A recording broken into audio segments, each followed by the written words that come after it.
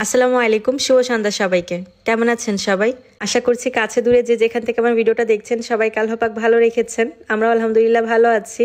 বেশ কিছুদিন হয়ে গেল কোনো বড় ভিডিও আপলোড করা হয় না, একটু ব্যস্ততার ভেতরে সময় কেটেছে। আজকে কিন্তু অনেকদিন আগের একটা ব্লগ ভিডিও শেয়ার করছি। ওই দিন আমাদের বাসায় গেস্ট এসেছিল, সকালের দিকে বাজার করা হয়েছিল, তারপরে দুপুরের ভেতরে সব রান্নাবান্না শেষ করেছি, রাতের দিকে গেস্টরা চলে এসেছে। গেস্ট হিসেবে এসেছে আমার ফুফাতো বোনেরা, তাদের বাচ্চা কাচ্চারা, ভাবিও এসেছিল, মানে ফুফাতো ভাইয়ের বউ। তারা কিন্তু প্রথমবারই আমার বাসায় এসেছে। তারা সবাই আমার ভিডিও দেখে আর বলে আমার বাড়িটা অনেক সুন্দর জায়গায়, মানে আমার বাড়ির পরিবেশটা অনেক সুন্দর, এর জন্যই তারা ঘুরে দেখতে এসেছিল। আর কি বলবো, যে আমাদের বাড়িতে আসে আগে আমাদের খামারটা দেখে, মানে মুরগির খামারটা।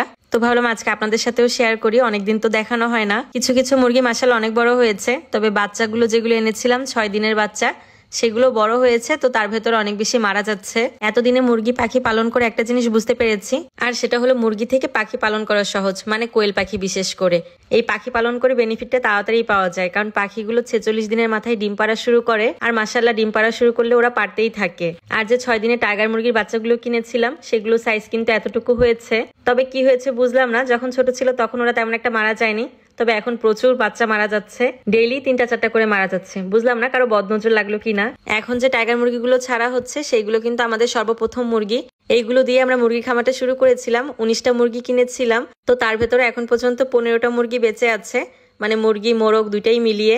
আজকে আবার তাদের গুড়ি চেঞ্জ করে দেওয়া হচ্ছে, মানে যে জায়গাটায় ওরা থাকে নিচে কাঠের গুড়ি বা তুষ দিয়ে দেওয়া হয় যাতে ওদের ঠান্ডা না লাগে। এত আদর যত্ন, ভ্যাকসিন মেডিসিন দেওয়ার পরেও কেন যেন মুরগিগুলোর অসুস্থতাই কাটছে না। মাঝে মাঝে ওদের রাখলে ভালো হয়, এই কারণে ভাবলাম যে ভেতরটা ক্লিন করা পর্যন্ত ওরা বাহিরেই থাকুক। বাহিরের পরিবেশে একটু খোলামেলা রাখলে হয় কি, একটু রোগ প্রতিরোধ ক্ষমতাটা বাড়ে। আমরা তো আমাদের সাধ্যমতোই চেষ্টা করছি, দেখা যাক শীত কমা পর্যন্ত কয়টা বেঁচে থাকে। তবে যে কয়টাই থাকুক না কেন, আল্লাহর কাছে শুকরিয়া। রাতের বেলা হচ্ছে হাঁসের মাংস রান্না করা হচ্ছে।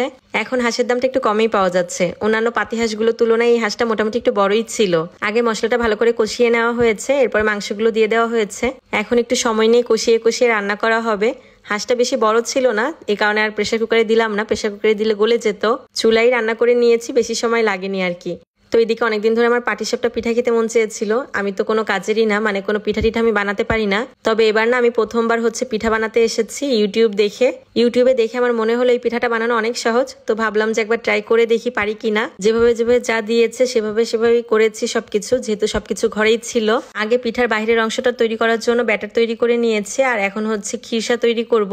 তো আমি 1 কেজি দুধ কমিয়ে এতটুকু করে নিয়েছি। এর ভেতরে একটু চালের গুঁড়া দিয়েছিলাম, পোলাওয়ের চাল, তারপরে তো গুঁড়া দুধ, চিনি, ঘি সবকিছু দিয়ে আবার মিক্সড করে নিয়েছি। এরপর প্রথম পিঠার জন্য ব্যাটারটা দিয়ে দিয়েছি চুলায়। 3 মিনিটের মতো ঢেকে রেখেছিলাম, তারপরে দেখলাম এটা সুন্দর হয়ে গিয়েছে। তারপরে হচ্ছে খিরসাটা দিয়ে দিয়েছি, আর এরপরে তো দেখতেই পেরেছেন রোল করে করে আমি পিঠাগুলো বানিয়ে নিয়েছি।